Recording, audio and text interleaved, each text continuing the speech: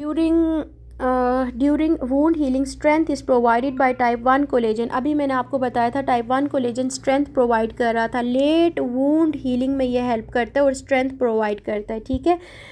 Type 3 is present in early wound healing and while type 1 is present in late wound healing, ठीक है। Type 3 is replaced by type 1 in remodelling phase. Clear. ये जो हमारे पास type 3 था early wound healing थी, ठीक है। Early wound healing जब हो जाती है तो टाइप 3 अर्ली वूंड हीलिंग में हेल्प कर रहा था। अर्ली वूंड हीलिंग के बाद क्या होता है, टाइप 1 में कन्वर्ट हो जाता है रीमॉडलिंग फेज में, विच इंक्रीजेज द टेंसाइल स्ट्रेंथ, जो कि स्ट्रेंथ प्रोवाइड करता है। क्लियर। ये बात आपको समझ आई। टाइप 3 कोलेजन क्या कर रहा था, अर्ली वूंड हीलिंग कर रहा था। रीमॉडलिंग फेज में क्या हो जाएगा, type 3 collagen will be replaced by type 1 collagen, और ये क्या करेगा, टिश्यू को ओवरऑल टेंसाइल स्ट्रेंथ प्रोवाइड करेगा, ठीक है। Okay, the next is complication of wound healing in all people is contracture, ठीक है। जबकि इन ब्लैक पीपल तो इट इज़ कीलॉइड। समझ आई। ये जो हमारे पास ब्लैक पीपल हैं, ठीक है, आपको सिनेरियो आता होता है। ये ब्लैक पीपल के अंदर कॉम्प्लिकेशन जो डेवलप होगी वो कीलॉइड है, जबकि आम लोगों के अंदर जो कॉम्प्लिकेशन डेवलप होती है वूंड हीलिंग के बाद वो ये कि कॉन्ट्रैक्चर बन जाता है वहाँ पे, ठीक है। क्लियर। 17 अदर्स।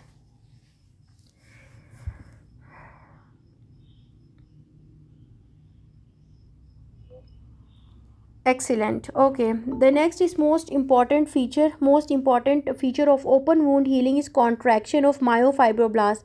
अब हमें पता है ना कि वूंड हीलिंग दो तरीके से होती है। एक तो क्लोज्ड होती है यानी कि टाइप 1 है, दूसरी टाइप 2 है जिसमें हम लोग ओपन वूंड हीलिंग करते हैं। तो ओपन वूंड हीलिंग के अंदर कौन सा इंपॉर्टेंट फीचर है, वहाँ पे ये कि मायोफाइब्रोब्लास्ट की कॉन्ट्रैक्शन हो रही होती है। Clear. Okay, the next one is in wound healing maximum tensile strength is achieved in 3 months, ठीक है। हमेशा याद रखो कि जो भी हमारे पास वूंड हील होगी तो मैक्सिमम उसको 3 महीने लगते हैं उसको proper maximum tensile strength achieve करने में। Is that clear?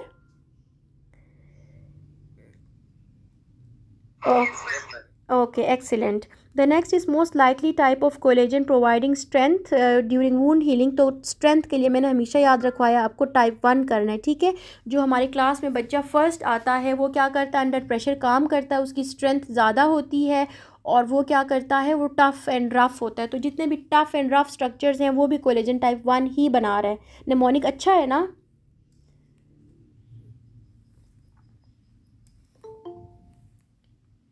अच्छा जनाब, ठीक है।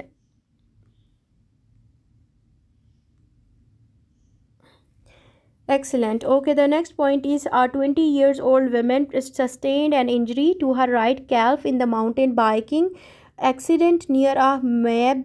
On physical examination, she has 5 centimeter long laceration on the right lateral aspect of the lower leg. This wound is closed with sutures. Wound healing, अब देखो closed wound है, ठीक है, हम लोगों ने उसको क्लोज कर दिया, सूचर्स अप्लाई कर दिए। Wound healing proceed over the next week. Which of the following factor will be most likely to aid not to inhibit the wound healing. तो presence of sutures. Clear. Presence of sutures क्या करेंगे, ये wound healing को aid up करेंगे, help करेंगे, ठीक है। And does not inhibit. कोई मुझे बता सकता है, कल हमने पढ़ा था कि कौन सा फैक्टर है जो किसी भी वूंड को हील होने में, ठीक है, उस एक ऑब्स्टेकल था या हिंडर कर रहा था। What was that. हमारी बॉडी में जब भी वो फैक्टर एक्सीलेंट, इन्फेक्शन, ठीक है, जब भी हमारी बॉडी में कोई ऑन गोइंग इन्फेक्शन होगा तो वूंड हीलिंग अच्छी नहीं होगी। आपकी बात बिल्कुल ठीक है कि विटामिन सी की डेफिशिएंसी में भी नहीं होता, in the presence of other comorbids like diabetes mellitus में भी नहीं होता। लेकिन जो मोस्ट वेरी स्पेसिफिक या CPSP की जिसमें जो मेंशन करती है वो ये है कि इन्फेक्शन, ठीक है। जब ऑलरेडी कोई इन्फेक्शन हमारी बॉडी में चल रहा होगा, बॉडी में बैक्टीरिया की इन्वेजन है, तो उस सूरत में क्या होगा कि वूंड हीलिंग अच्छी नहीं होगी, वो हिंडर करेगा वूंड हीलिंग को। क्लियर। आगे चलें। The next one is wound healing and collagen synthesis, the process which is promoted by ascorbic acid यानी विटामिन सी क्या करता है, हाइड्रोक्सिलेशन ऑफ प्रो कोलेजन करता है, ठीक है। वूंड हीलिंग में हमें पता है विटामिन सी क्या है, बहुत इंपॉर्टेंट है।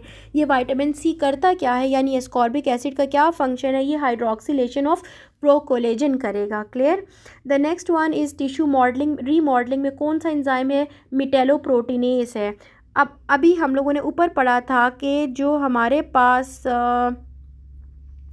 Tissue enzyme in tissue remodeling, तो माइलोपेरोक्सीडेज पढ़ा था, ठीक है। एंजाइम इन टिश्यू रीमॉडलिंग में क्या पढ़ा था, टिश्यू रीमॉडलिंग में कौन सा पढ़ा था, अभी अभी पढ़ के आए हैं कि माइलोपेरोक्सीडेज था, क्लियर।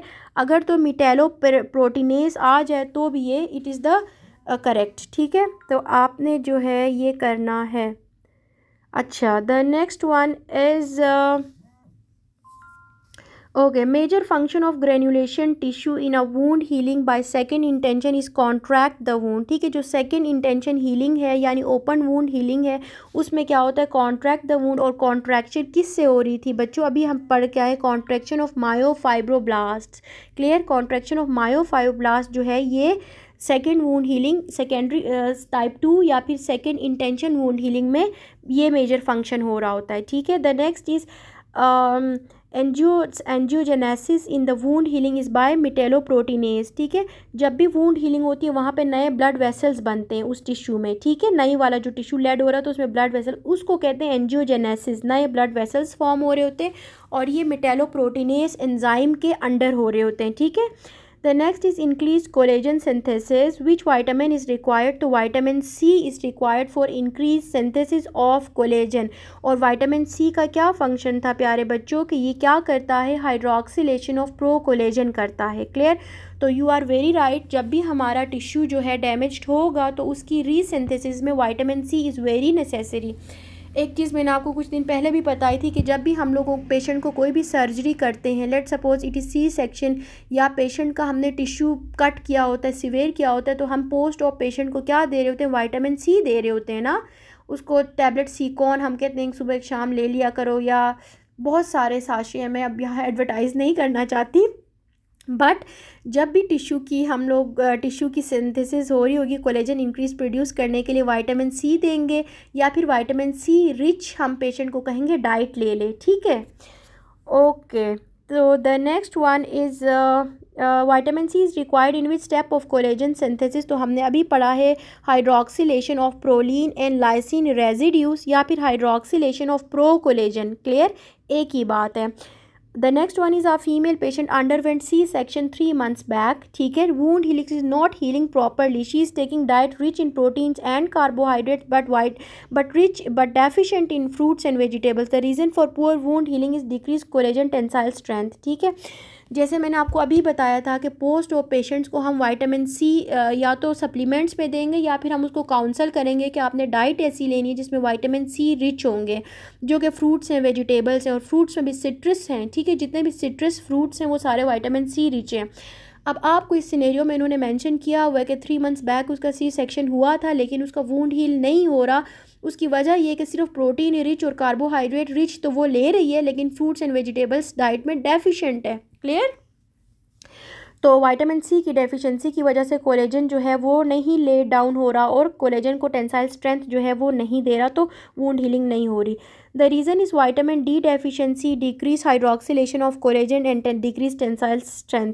अच्छा, इन्होंने vitamin D deficiency vitamin C की डेफिशिएंसी है, उसकी वजह से हाइड्रोक्सिलेशन ऑफ कोलेजन नहीं हो रही और टेंसाइल स्ट्रेंथ जो है वो पेशेंट को नहीं मिल रही। Is that clear?